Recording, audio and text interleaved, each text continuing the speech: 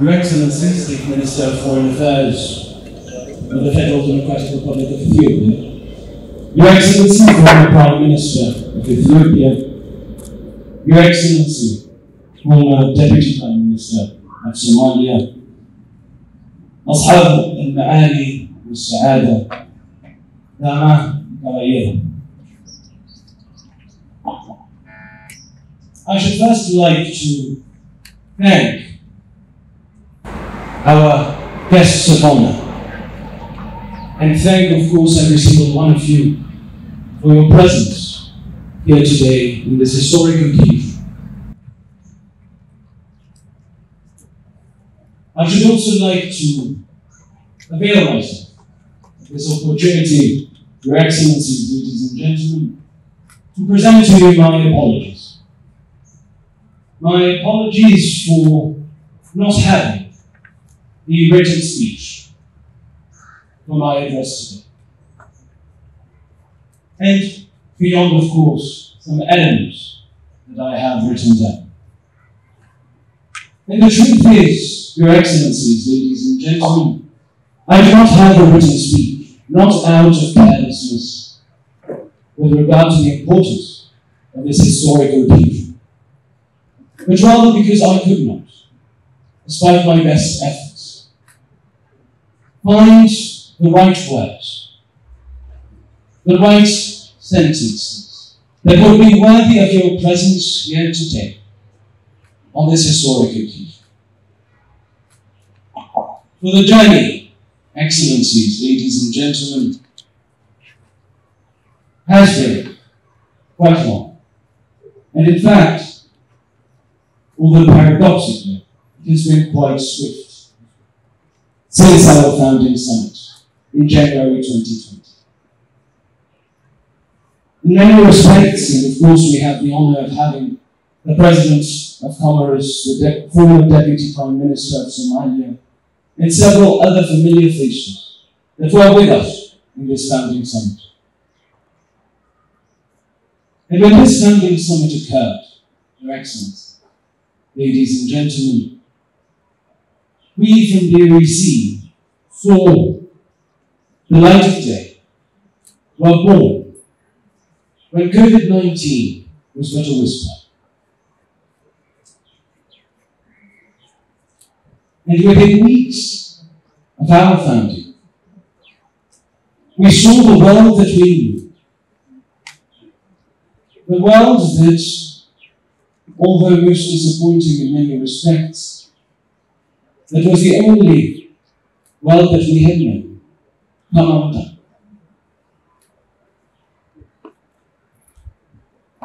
And yet, Your Excellencies, ladies and gentlemen, despite the colossal challenges that COVID-19 brought, not only to the OEC, not only to our member states, but to the entirety of the world, our member states demonstrated and ratified their commitment to the Organization of Educational Cooperation by ensuring, in less than a year and a half from our founding summit, the entry into force of our collective charter.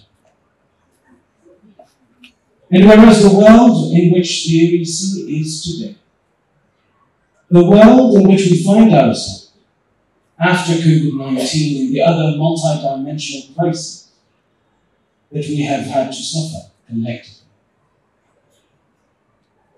the vision of the OEC has become all the more relevant, all the more pertinent to address those challenges. For our founding member states established a vision that was systemic, placing education at the heart of development, but recognizing as well that there are other crucial and critical sectors that require investment in parallel. And in this regard,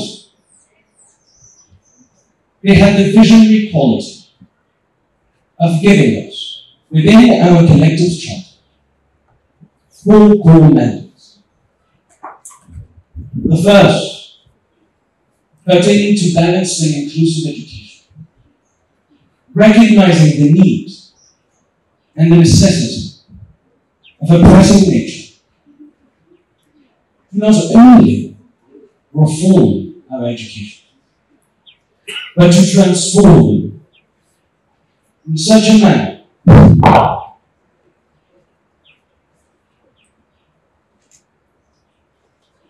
now it's truly unwritten. To transform them so as to ensure that we reflect, Your Excellencies, ladies and gentlemen, we reflect the vision that is ours. And that vision, when it comes to education, is that we are not only interested in including more people in our education system, but we want to transform our education so as to ensure that we build systems that make it impossible for exclusion to. And in this regard, we are also particularly honored and pleased to announce that in 2024, we will hence launch the OEC Institute here in Addis Ababa in order to accompany our member states in reinforcing their national endogenous capacity to lead that educational transformation at home. The second crucial mandate, Your Excellencies, ladies and gentlemen, is that of reinforcing transdisciplinary research. Because since COVID-19, we have come to learn that it is crucial, that it is necessary, that it is urgent for our countries to further develop, to further strengthen our scientific research capacities, but also to recognize that our countries are repositories of entire knowledge domains that have been disregarded. And that is our endogenous, our ancestral knowledge. And therefore we must collectively ensure that we reconnect, reignite the necessary dialogue between academic and non-academic knowledge. And in this regard, the OEC is very pleased also to announce that by the end of 2023, we will launch the Greater South Information System, a common platform, RESIS, that will provide to our member states, to their higher education institutions, to their research centers, free of charge access to a repository of scientific research, publications, journals, but also endogenous knowledge. The third of the four mandates is that of supporting our member states in the development of endogenous technologies. Because we know that the techno-digital divide that has only been exacerbated by COVID-19 will not be sustainably bridged through donations of technologies, which removes nothing to our appreciation, nor indeed by the purchase of costly, often proprietary technologies. And in this regard, the OEC has entire programs to support to our Department of Technological Innovation and Digitalization Enhancement, to support our member states in developing the necessary frameworks, the necessary policies, and launch the necessary incubators and accelerators to develop endogenous technology, where endogenous may mean local, national, or indeed global. And in so doing, it is our hope to member states collectively become drivers rather than passengers of the fourth industrial revolution. For the technologies that we import, with the rapid and exponential development of technology, will be obsolete in 3, 4, come 5 years. And this collective effort from the South to develop our technology hubs becomes all the more necessary. And the final of the 4 mandates, Your Excellencies, ladies and gentlemen, is that of supporting our member states in securing more sustainable, low-cost financing necessary for their multidimensional development. For we can speak of educational transformation for as long as we want. We can speak of reinforcing our transdisciplinary research capacity for as long as we wish. And we can speak of developing endogenous technologies. But all of this will be nothing more than glitter if we do not address the need of our countries to secure the necessary fiscal space and finance in order to invest in those sectors that are critical for our development. The International Solidarity Fund for Development will be a concrete step in that direction. And of course, Your Excellencies, ladies and gentlemen, these 4 core mandates and the entirety of the programs of the OEC are fundamentally underpinned by the fact that we are the first intergovernmental organization, bringing countries from Latin America, Africa, the Arab world, and Asia together in order to achieve common objectives. And hence, to achieve those 4 mandates, our focus is fundamentally in amplifying South-South cooperation. South-South cooperation in recognition that countries of the Global South are extraordinarily diverse in their history, their trajectories, their daily realities. But we nonetheless share a set of systemic challenges and aspirations that place us in a unique position to articulate innovative solutions. Take, for instance, Excellencies, ladies and gentlemen, when it comes to education, we know for a fact, beyond any reasonable debate, that the precondition for educational inclusion is mother tongue education. Yet immediately, when you look at countries of the South, countries that have 80, 86 languages, 600 languages, a country such as our host country, the ministries of education are immediately faced by a challenge. How do I, as a Ministry of Education, provide, with limited resources, education in 86 languages? How do I publish textbooks in 86 languages? How do I train teachers in 86 languages? Whilst at the same time preserving a common framework of quality and national identity. Now, we believe that we have much to learn from Scandinavian models of education, in particular when it comes to their transformation of our assessment models. Nevertheless, when it comes to the linguistic diversity of a country such as this one, the educational models of Sweden, Denmark, Norway have very little to bring to the models of education. For the very simple reason that this linguistic diversity is not a reality in Sweden or Denmark, where you are speaking at most of 2, 3, up to 4 languages.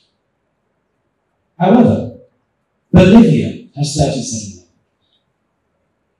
The Philippines have 120. And that makes it so that our countries must start as well to look at each other's experiences, both successful and less successful, to address those unique challenges. But I mention this, Your Excellencies, ladies and gentlemen, not to promote South-South cooperation as a substitute, but rather as a complement to North-South cooperation. And from the OEC, we look forward as well to the fruitful engagement with our northern partners and colleagues in order to strengthen areas of relevance within our own programs of this, such as, in particular, by learning from the extraordinary success of Erasmus in Europe, in order to reinforce OEC's paving, which is the framework to reinforce exchanges between youth and regions through education. Needless to say, we must, Excellencies, ladies and gentlemen, we have this historic responsibility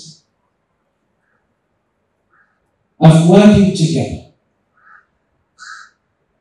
through a collective, concerted, sustained and sustainable collaboration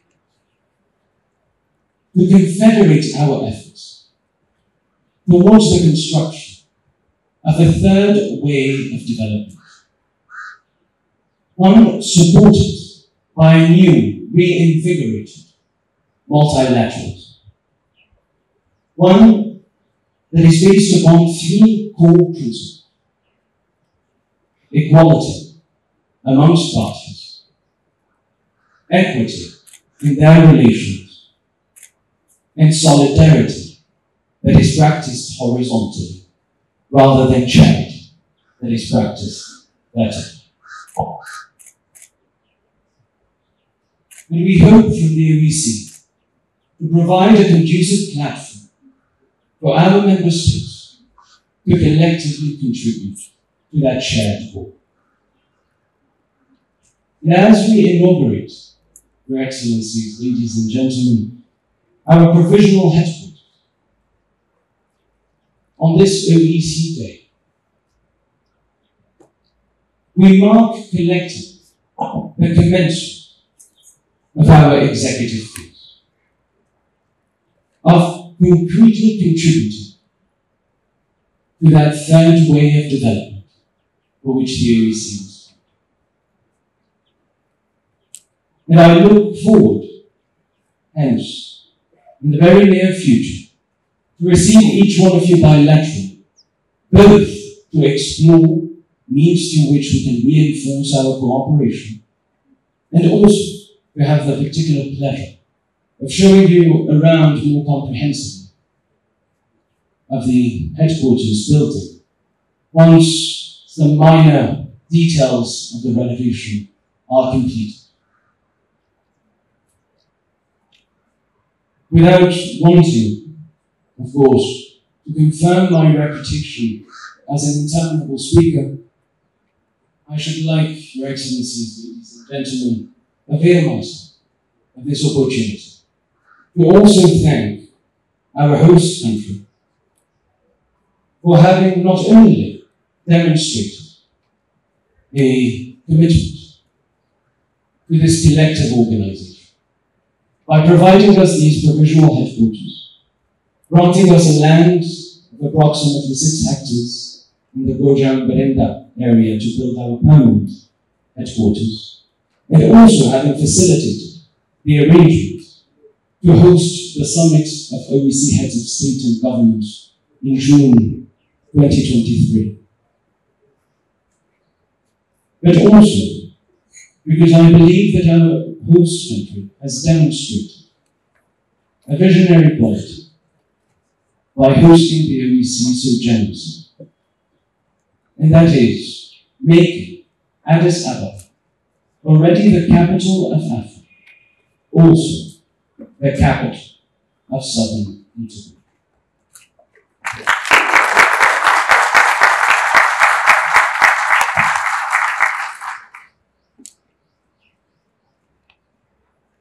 Your Excellencies, ladies and gentlemen, as a conclusion, and to confirm this time, my reputation as a whimsical, I would like to recall, as my last words, the words of a Leftem, who, when receiving the Nobel Prize of Literature on the 10th of December 1957, said these extraordinary, prophetic words. Chaque génération, sans doute, se croit vouée à refaire le monde. La mienne, pourtant, sait qu'elle ne le refera pas.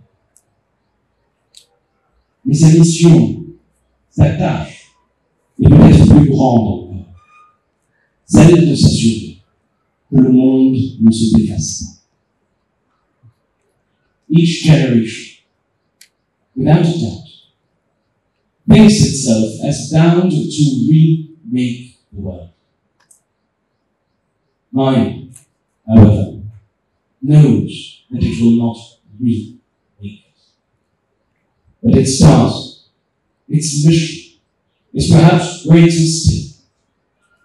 That of ensuring, that of making everything in its power so that the world does not unmake itself. Over 6 decades later, we know, Your Excellencies, ladies and gentlemen, that ours, from the OEC, ours beyond the OEC, is the transgenerational, historic task of doing everything in our power so that the world does not unmake it, which requires us to unmake the systems that have led the world to the point, to the brink of unmaking it, so as to better reap and build once and for all the future to which we all aspire and that humanity deserves. With that, I thank you all for your presence once again. Thank you.